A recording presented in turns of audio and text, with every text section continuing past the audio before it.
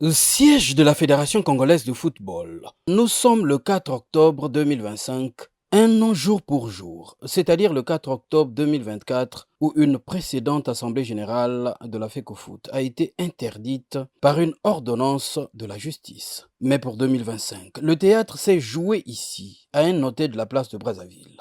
Tout est fin prêt. La salle et l'ensemble des délégués le sont aussi. Plutôt qu'une ouverture des travaux, les représentants des ligues et des clubs ont été notifiés de l'annulation de l'Assemblée générale ordinaire 2025.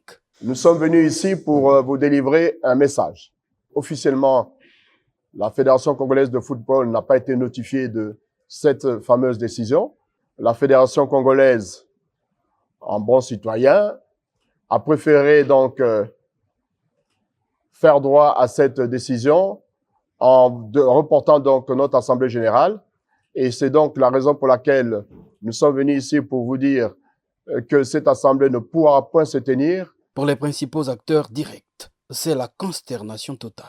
Et c'est avec un désespoir que nous constatons que, suite à une décision juridique, elle est reportée à une date ultérieure.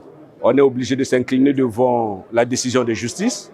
On n'est pas plus que la justice. Et on se remet aussi devant cette justice pour voir le problème de fond en comble pour qu'on arrête. Mais bien plus, c'est un manque à gagner pour les dirigeants et du temps perdu à la jeunesse footballistique.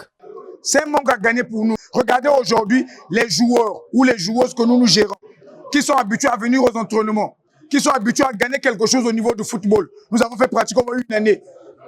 Les joueurs n'ont pas joué. La Cour d'appel de Brazzaville, pourtant jugée incompétente par le tribunal arbitrage du sport TAS en matière de saisine et de poursuite concernant la gestion des fonds de la FIFA, rouvre la boîte de Pandore sur l'immixtion des tierces, dénoncée en février 2024 par le Conseil de la FIFA. C'est donc dire que cette décision de la Cour d'appel de Brazzaville, annulant l'Assemblée générale ordinaire de la FECOFOOT, semble n'avoir qu'un seul dessein, à savoir pousser la FIFA à sanctionner de nouveau le Congo.